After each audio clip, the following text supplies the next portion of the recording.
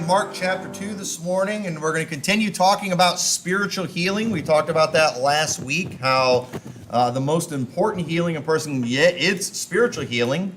How you are in your spirit, it affects everything in your body, physically, emotionally, and spiritually. And so this is the healing that's most important. This is the healing that we need.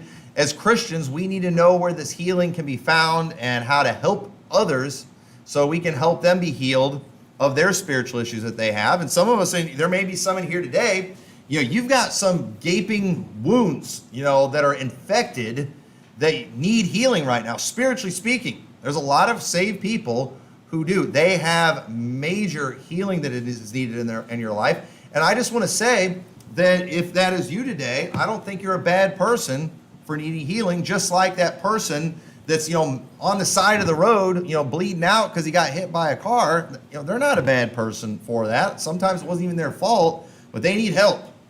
And we live in a wicked, wicked world, and there's a lot of sin going on in this world. And because of all that sin, people get hurt, and they get hurt really bad. And some of you have been hurt, and you need healing. And hopefully, this will help you, not only get healing for yourself, but hopefully help you heal others. And so what I want to talk about this morning specifically is spiritual healing through forgiveness. Spiritual healing through forgiveness. And in Mark chapter 2 and verse 1, it says, the beginning of the gospel of, I'm in chapter 1, I'm sorry, in chapter 2. And again he entered into Capernaum after some days, and it was noised that he was in the house. And straightway many were gathered together, insomuch that there was no room to receive him, no, not so much as about the door. And he preached the word unto him.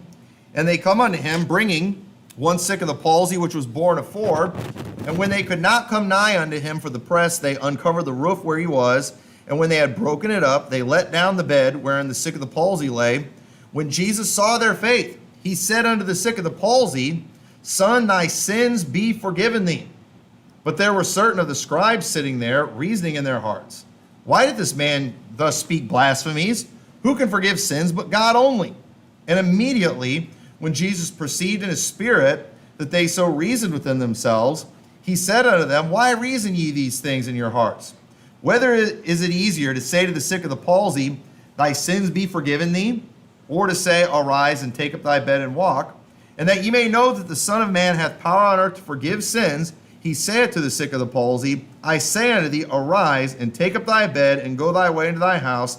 And immediately he arose, took up the bed, and went forth before them all, insomuch that they were all amazed, and glorified God, saying, We never saw it on this fashion. I love this story here, and I've said it before, I'll say it again. When we see the miracles of Jesus in the Bible, they were, real physical miracles that took place.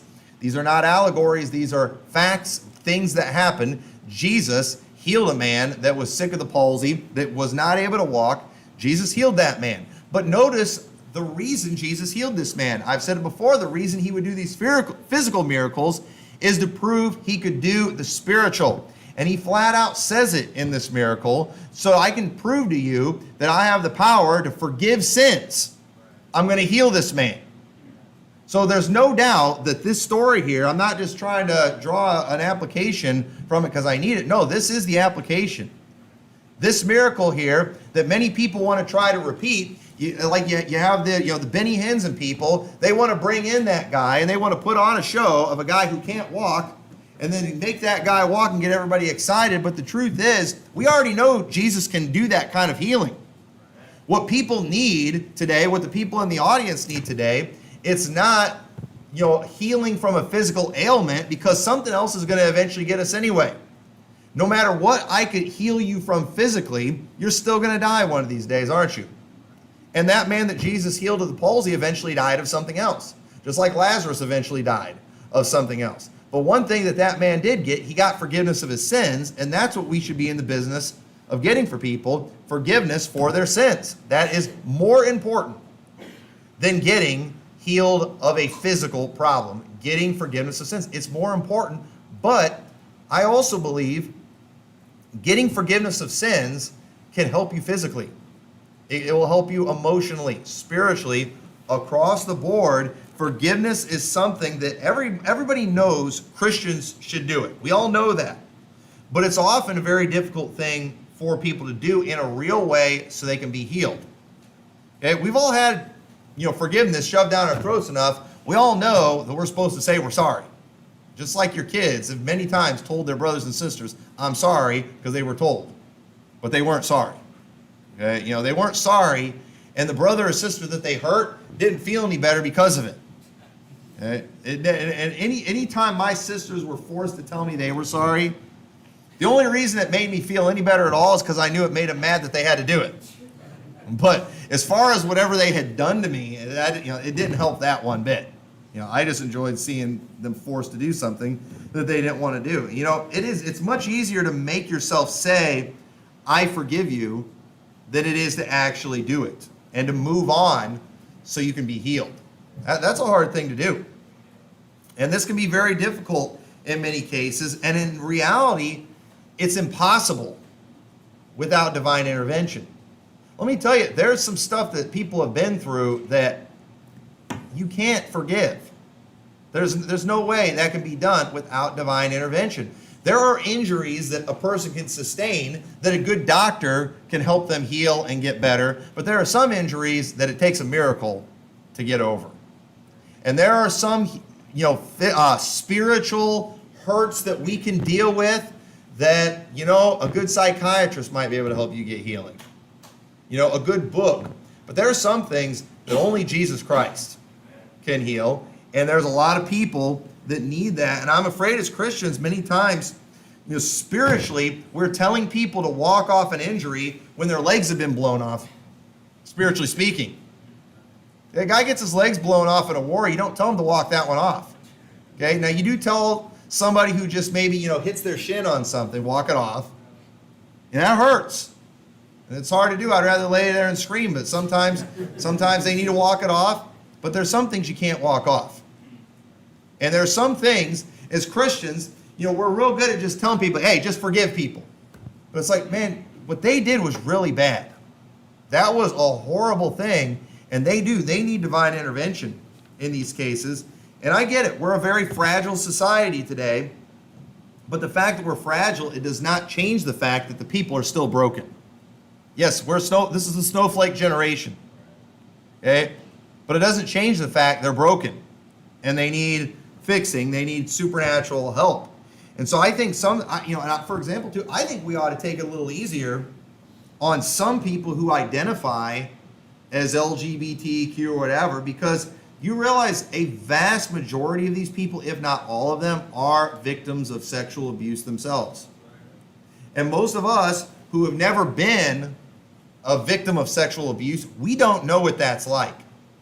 But I've heard enough testimonies, I've talked to enough people to know that the reason sexual abuse is so bad is because it is more than just physically damaging to the victim. It is much more damaging. And people wonder, why are you guys so down on, the LGBT and all these predators? Because what they do to people is horrible.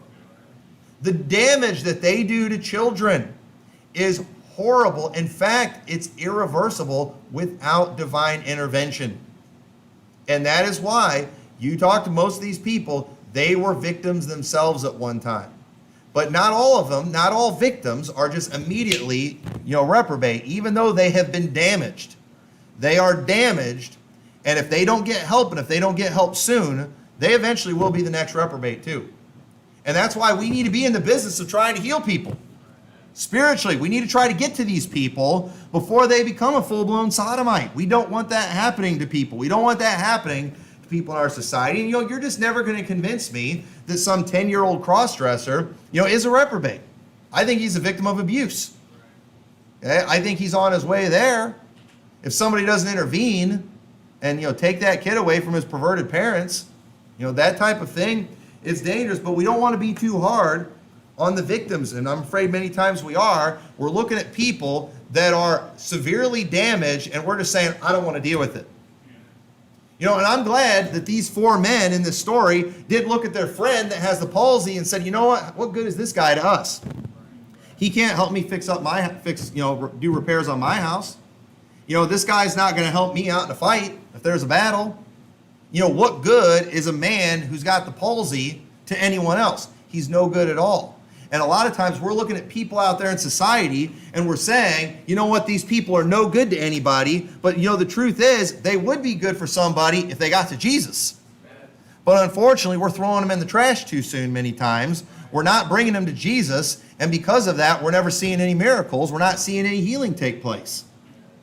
And many people, they're seeing these people that are sick of the palsy that still have a chance if they get to Jesus, but we're busy gang stomping them all the time just so we can look good and, impress our buddies on social media how hardcore we are.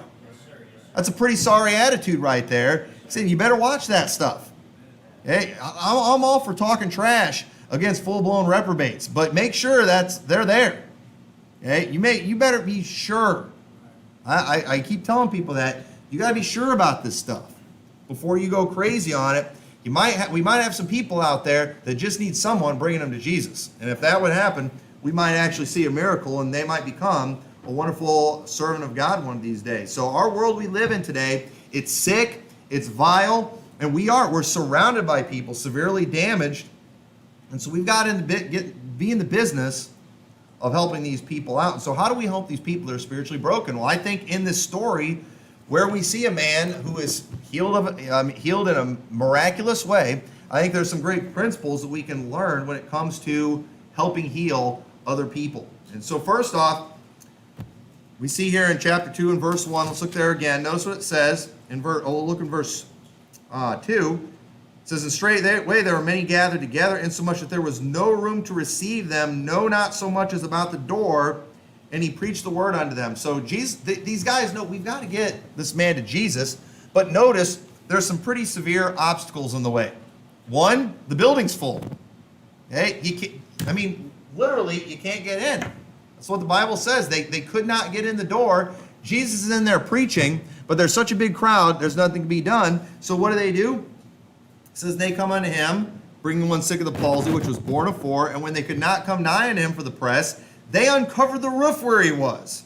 And when they had broken it up, they let down the bed wherein the sick of the palsy lay." Now, folks, this could not have been an easy task.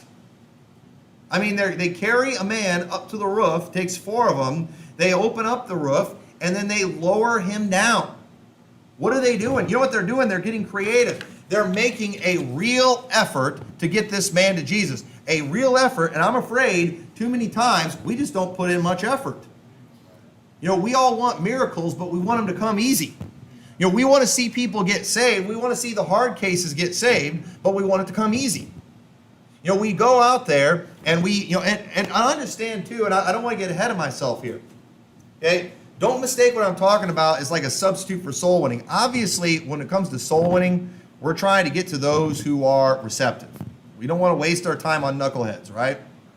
But when it comes to people that we love, people that we know, we should be willing to put in the extra effort. Hey, I want to see strangers get saved. I love seeing that, but you know what? I want my family to get saved even more. I want my friends, I want my coworkers, I want people that I know, my neighbors, to get saved even more. And I will put the extra effort in on them. I will spend the extra time with them if that's what I've got to do. And because, I love that person. I care about that person. And I'm afraid many times we just kind of give up. We think every salvation should be like the Ethiopian eunuch. And did you know that every salvation is a miracle? But it's not that often, you come in contact with that person that's there reading their Bible, trying to figure out, man, wouldn't that be great? Every soul winner here this afternoon, if we go out and there's somebody sitting on their porch reading their Bible, and then they're reading the scriptures, and like, hey, do you understand what you read? No, I need somebody to tell me what to do. Be like, yes. This is going to be easy. And we've had people, I haven't had it that extreme, but I did, last year I talked to a young girl I said, hey, we're just telling people how they can know for sure, be saved. Would you like to hear about that? She said, yes. I was just talking, to my mom about that. And, I've been going to church, but it was a Catholic church, and I've been trying to figure out, she was completely sincere. I've been trying to figure this out. I already knew this girl's going to get saved, and she did. She did get saved. Why? She was looking, but, and that's great when we're out souling. We're looking for that, but not everybody's like that. Not everybody's like that Ethiopian eunuch. some people, it's going to take some effort. And we're not going to just go looking for that hard case so we can have those trophies to show off. We're not going to do like the Pharisees and compass sea and land and just make that one proselyte. We're just making twofold more a child of hell. I'm not going to go spend all my time going and finding that one homo out there that's supposedly there that everybody wants to get, so I can have that trophy homo that, hey, look, I got one saved, that I can parade around and then go and debunk the reprobate doctrine with it. I'm not going to do that. I'm not going to waste my time trying that. But I'll tell you this, if I had a close family member that was calling themselves one of those, I'd be doing everything I could, hoping that they weren't there yet. Knowing that they might be severely damaged right now. But I would be doing everything I could to get that one to Jesus. Okay? The stranger out there, I'm not going to spend a lot of time, but the one I care about, I'm going to. And every salvation is a miracle, but not everyone's like that Ethiopian eunuch. Sometimes you got to get creative. These guys got creative. Sometimes you got to put in the work. These guys did the work. And we can't just let one little obstacle cause us to just move on. Well, I went and I witnessed to my mom, but, she didn't believe me. I'm done. I tried twice or 3 times, but, if a heretic after the first and second admonition reject, she's a heretic. Now, man, it's your mom. Okay? I'm going to be given a lot more than 1 or 2 admonitions. Oh, you're going against the Bible. I don't have time to explain everything in that verse. But I've seen people with this attitude, and it's like, you're going to give up that easy? You obviously have no love for these people. Okay, if we actually care, we're going to do whatever we've got to do. And so when it comes to soul winning, we're not going to go spend all our time looking for those. We're not going to go looking for the one that needs to be born of 4. We're not going to, but if we find one and we want to make that effort, we can do that. You can do that if you want. But when we live our life, we're all going to have people in our lives that spiritually are like this man. And we need to get them to Jesus. That person needs healing. How are they going to get it? And not even just because we want them to get saved. Obviously, we don't want people just to get saved just so they can go to heaven. Even though that's one of the reasons I want people to get saved. I want people to get saved because I want them to live a better, happier, fuller life. I don't want people that I love being miserable. And so I want somebody to get saved so they can get fixed in all those other areas. That's another reason I want to see people get saved. And so we all have those family members, those friends who need that miracle, and they might not want it, but we do. And so notice in verse 5 what it says. So right now we see all the work that's being done. It's not being done by the man sick of the palsy. It's being done by his 4 friends. They're doing all the work. I don't see anywhere, the Bible does not tell us the words of this man. We don't see anything here except 4 friends who have one friend that they love and they care about, and they are trying to get him to Jesus. Okay? And it says in verse 5, when Jesus saw their faith, he said unto the sick of the palsy, Son, thy sins be forgiven thee. So notice it wasn't when he saw his faith, the man who was sick of the palsy, when he saw their faith. He sees these guys putting in an effort in a great way. They didn't give up because the crowd was too big. They open up the roof. They're letting this guy down. Okay, that's going to get anybody's attention, isn't it?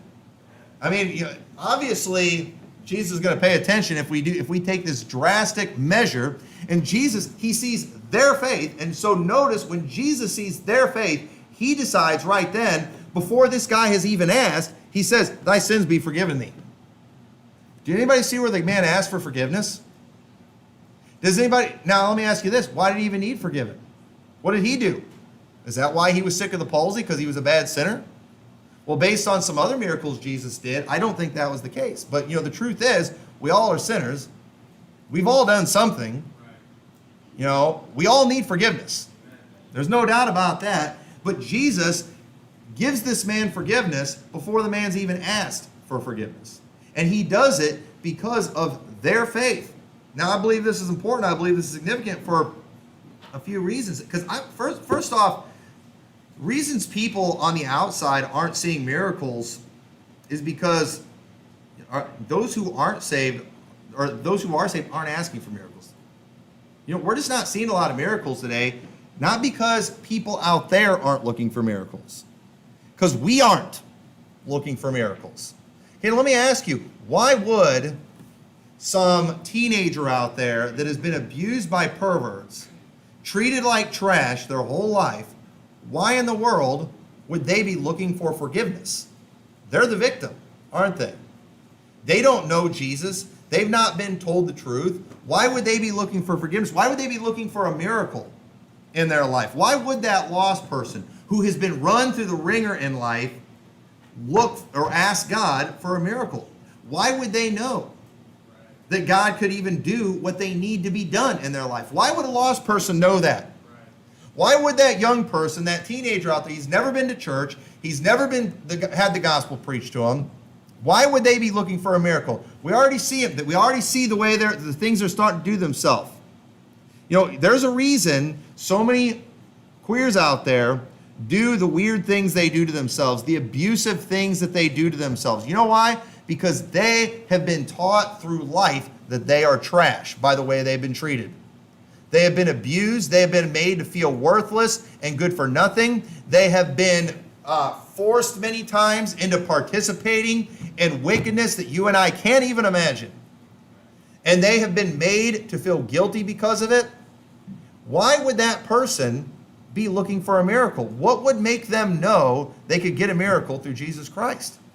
There's no way. You know what they need? They need someone out there who loves them, who will basically pull them to Jesus. Because they're not going to do it on their own. And so we need to make sure we have the faith and that we ask for them. Okay? That's what these guys did. It was all that for them. Jesus did this for them. He saw their faith and he forgave their sins. And there's people out there that are victims. They have been abused. They are damaged. And you know what? We've got to go to bat for them because they don't know what needs to be done. They have no ability to do what needs to be done. But we as Christians, we ought to have enough faith to know that Jesus can do something for them and then do whatever we've got to do to get them to Jesus. And maybe if Jesus sees our faith, he just might intervene and do a miracle. That's exactly what happened here. So notice in verse 5, because here's what we've got to do. So you say, well, how is this going to help them get a miracle? Okay, well, look, in verse 5, Jesus saw their faith. He said unto the sick of the palsy, Son, thy sins be forgiven thee. But there were certain of the scribes sitting there and reasoning in their hearts, Why did this man thus speak blasphemies? Who can forgive sins but God only? And immediately when Jesus perceived in his spirit that they so reasoned within themselves, he said unto them, Why reason ye these things in your hearts? Whether is it easier to say to the sick of the palsy, Thy sins be forgiven thee, to say, Arise and take up thy bed and walk? But that ye may know that the Son of Man hath power on earth to forgive sins, he saith to the sick of the palsy, I say unto thee, Arise and take up thy bed, and go thy way into thine house. And immediately he rose, took up his bed, and went forth before them all, insomuch that they were all amazed and glorified God, saying, We never saw it on this fashion. We need to make sure that those in need of a miracle know that their sins have been forgiven. Okay? Now again, what did this guy do? Why did he need forgiveness? Did he ask for forgiveness? But the truth is, you cannot be healed until you know that you have been forgiven. Okay? People out there that need that spiritual healing, they cannot get it until they know that their sins have been forgiven. And you say, why is that? Well, again, because victims of sexual abuse are almost always made to feel like they deserve what was done to them. That's why they often go and continue to abuse themselves. There's a reason that your typical LGBTer looks a certain way.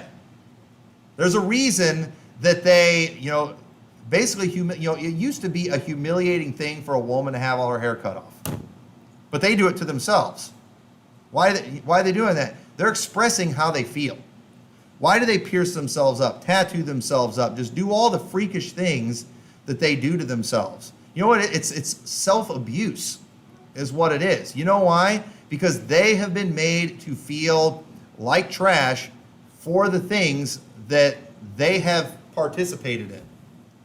And many times said that, sexual abuse people, perverts, they do manipulate people. They always start out, they groom them, they show them pictures, they get them talking about things, they talk them into stuff. And we understand as a society that these young people, they are victims, okay? When a teenager, when a person is underage and they end up participating in stuff, many times understand they were willing, but they were manipulated, weren't they? But was it still wrong what they did? Yes, it was. It was wrong for them to do the things that they did. Okay? Now, I don't believe they're reprobate because of it. They did. They got conned. They got manipulated. But those wrong things that they did, the abuser exploits that and makes them feel like everything is their fault. And that's why many times, too, abuse victims won't go forward. They won't tell on these people because they feel so bad themselves. And many of these people are very self-loathing people. And if they don't get healing, it's only a matter of time, and they're the next abuser. They're the next one doing this stuff. And so the thing that we've got to do to help these people is we've got to let them realize their sins have been forgiven. That even though they have done wrong, there is forgiveness, there is cleansing, and when they realize that they have been forgiven, now they have the power, they have the ability to forgive others. And see, understand that bitterness is one of the worst things you can do to yourself physically. It is a horrible thing. And many people today, they are just not able to forgive, but most of that time, I believe it's because they don't realize they have been forgiven. It is liberating when you know that you have been forgiven, when you have experienced and got a taste of the riches of God's grace. Now, this is a tough thing to kind of articulate here.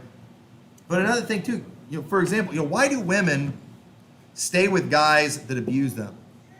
Why would a woman continue living with a man who doesn't have a job, who will not provide, won't even marry her, but yet he has his way with her physically, he treats her like garbage? Why do women stay with guys like that?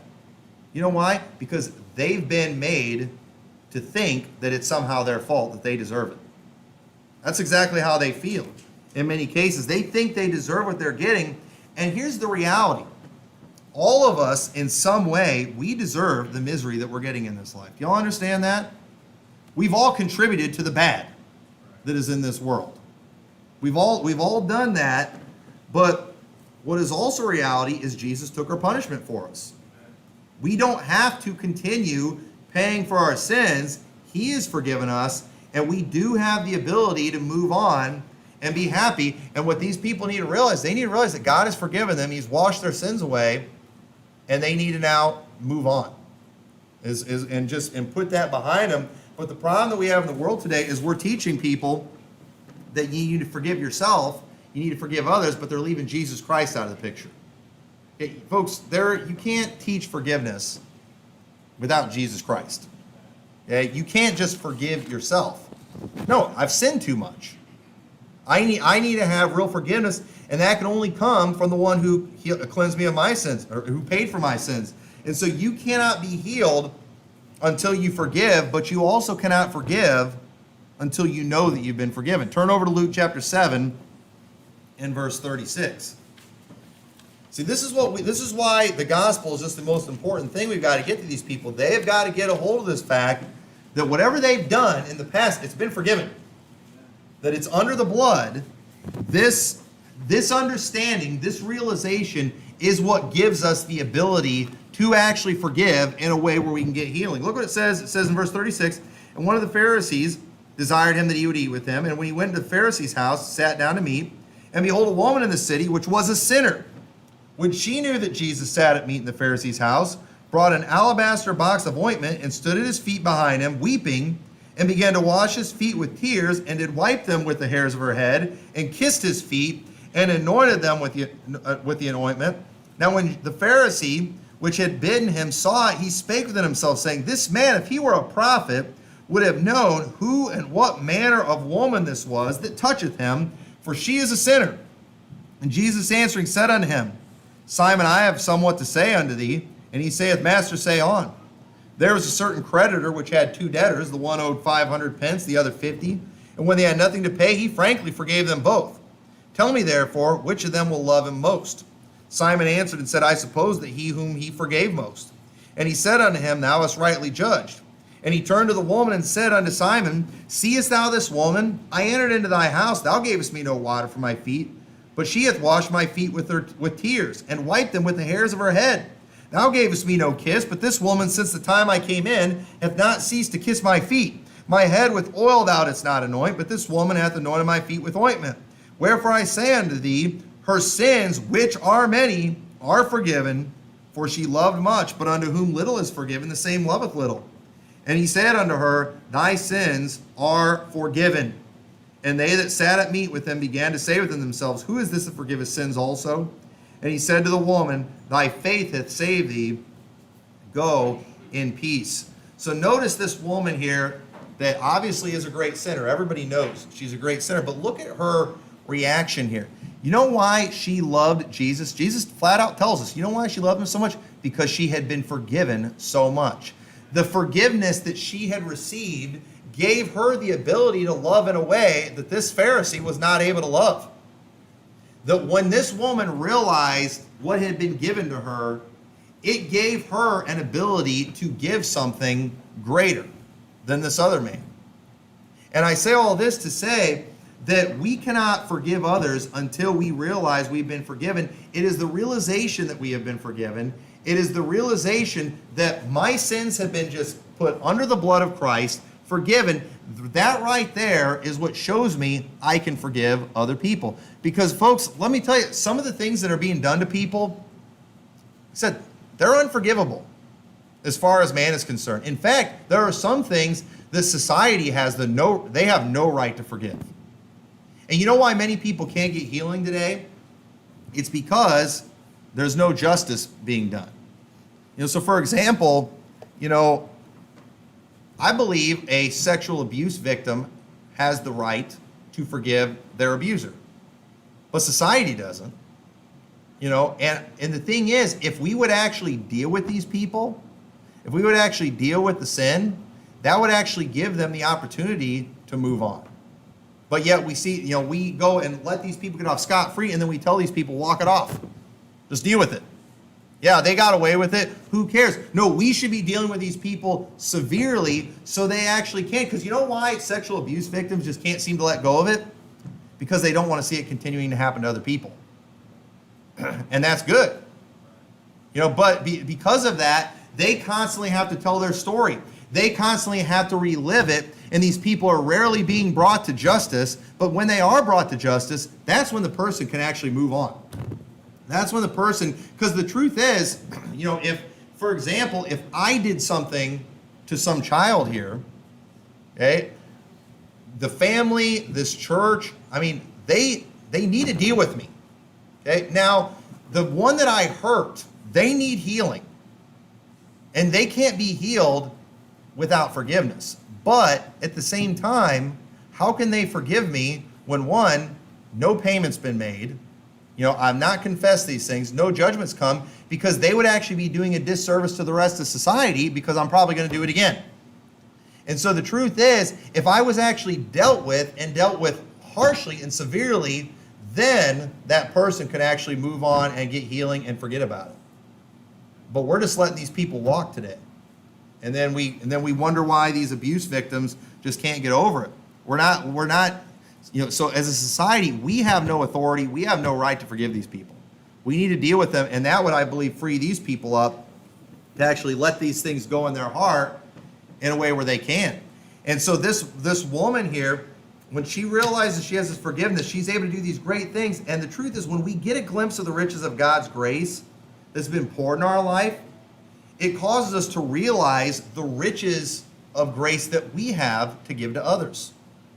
And so Ephesians 1:7, I love this verse, says, in whom we have redemption through his blood, the forgiveness of sins, according to the riches of his grace, wherein he hath abounded toward us in all wisdom and prudence. Okay, God has abounded towards all of us when it comes to the riches of his grace. It took a lot of riches to take away our sins. Y'all understand that? Some of us think it didn't take much, and that's your problem. Okay? Now, people who've done really bad things, they often realize, man, I was forgiven a lot. And they're very forgiving people. Some of us Pharisees, though, we think I was no big deal. But it was a big deal with all of us. And so a way I like to illustrate this, imagine being so rich that someone could borrow your car, wreck it, and you wouldn't even need them to reimburse you for it. It's just another car. I forgive you. In fact, I'm so forgiving. I'm so rich. I'm gonna buy you a car so you won't have to worry about borrowing one from me anymore. I mean, that's okay. Now I can't do that for people. Okay, if you come and you burn my house down or something like that, you've got to make restitution somehow. All right. Okay, I can't afford. I just can't let that go. I really hope you've got insurance or something, because you're gonna have to take care of me, because I can't just I don't have the financial ability to just make up for that. And so the thing is, it would be pretty cool to be so rich that you could literally just, what, don't worry about it. I'm fine. I can take care of that. That'd be a pretty big deal, wouldn't it? But the truth is, it would be impressive to other people if we could do that kind of thing. And you realize we actually do have that ability when it comes to forgiveness. In Luke 23:33, it says, when they were come to the place which is called Calvary, they crucified him, the malefactors, one on the right hand and the other on the left. Then said Jesus, Father, forgive them, for they know not what they do. And they parted his raiment and cast lots. And the people stood beholding, and the rulers also with him derided him, saying, he saved others. Let him save himself, if he be the Christ, the chosen of God. And the soldiers also mocked him, coming to him and offering him vinegar, and saying, if thou be the King of the Jews, save thyself. Now, folks, I don't know if right here, this one passage alone gives me the ability, proves to me I have the ability to literally forgive anything. Jesus forgave the people nailing him to the cross, spitting on him, mocking him, reviling him. He forgave them. And you know what the Bible tells us in Colossians 3:13, forbearing one another, forgiving one another. If any man have a quarrel against any, as Christ forgave you, so also do ye. Now here's the thing. If I'm supposed to forgive like Christ, then that means, for me to outdo Christ, somebody would have to do worse to me than they did to Jesus. Now that's never going to happen, is it? So you know what that means? That means I literally have the ability to forgive anything that's done to me. I have the ability to literally forgive anything. That's how rich I am. The riches of God's grace that he bestowed on me, I have that to bestow on others. And folks, forgiveness, being able to actually forgive and be healed, it is a miracle. And there are things that have been done to others. Okay, now, thankfully, not much has been done to me. But there have been horrible things that have been done that to me, earthly speaking, are unforgivable. Sexual abuse, things I can't even imagine that type of thing. But I'm here today to tell you that Jesus Christ paid for all sins. And that no matter what you have done, he has forgiven you, and therefore, you have the ability to forgive somebody who's done something that bad to you. Okay, now, listen, I'm not going to go and force you to do that. Okay, I think it's messed up when Baptist preachers want to get up and act like sexual abuse victims just need to forgive the preacher that abused them. I think that is the most wicked, messed up attitude in the world. Well, he didn't do worse than you did to Jesus. You know what? Again, there are some things that society's job to deal with, and we don't have the right to forgive them. And we have no right to tell people to do that. But if that person, if it's revealed to them what Christ forgave them, they very well may be able to do that. And folks, that'll be a miracle. In fact, that would be impressive. In fact, if I saw somebody get over something like that, like I think guys like Pastor Shiflett, who was sexually abused, who didn't let it turn him into a homo, who didn't let him just become bitter and a victim his whole life. Folks, I think that's an amazing thing. You know how many people have that exact same story, but their end story is they're now a homo themselves, but not him. Why is that? You know why? Because he was a man, for one, who was already saved, who already understood the forgiveness of God. And you know what? He's had the ability to move on. You say, well, did he forgive him? I've heard him say bad things about those guys, the perverts and everything. The one went to jail and all that. Well, listen, he has a responsibility to warn society about scum like that. And obviously, those guys should go to jail. And it's a good thing that they did. But folks, does anybody think that that man is going around just living defeated and bitter because of it? That's not that guy's attitude at all. In fact, I've seen examples with him personally where he's been treated really bad by fellow Christians, and yet he still has a great attitude. He still has a great spirit. We saw the way other preachers attacked him for going after the pervert, but yet he hasn't, just quit being a Baptist preacher now because of it. He's still nice to me, even though, my friends want to say he's unsaved. And it's like, the guy's pretty forgiving. In fact, I haven't seen him retaliating that. I haven't seen him exposing us. I haven't seen that type of thing. Where does that come from? You know where it comes from? It comes from a man who's realized how filthy rich he is when it comes in his ability to forgive. And the guy is walking around like a blinged out gangster, just, throwing that money around, but he's doing it with forgiveness. And it's like, wow, that's impressive. Where did you get all that money?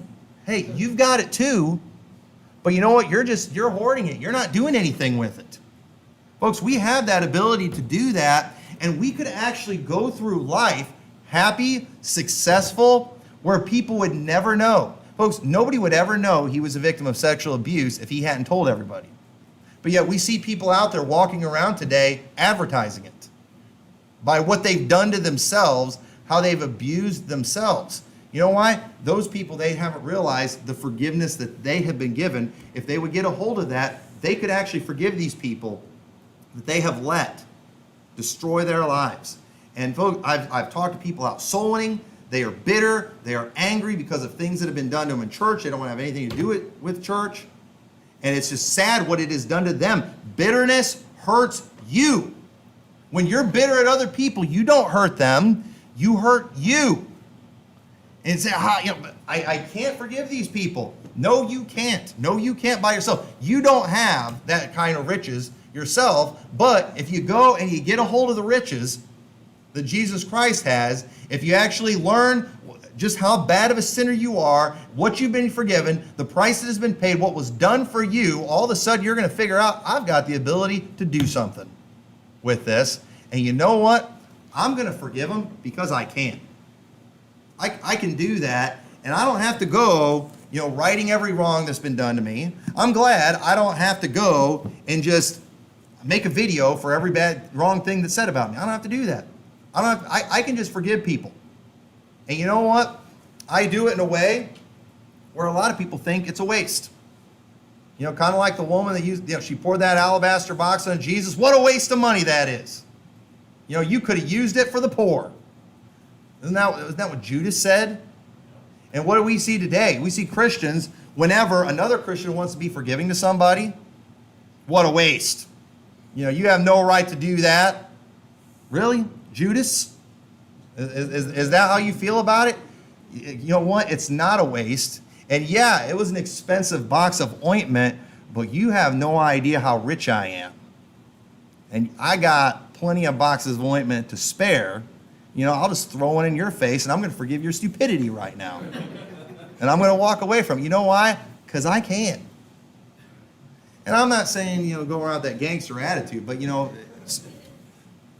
that was the mental picture I got when I was thinking about it. Just, the blinged out gangster throwing money around. That's how rich we are when it comes to these things.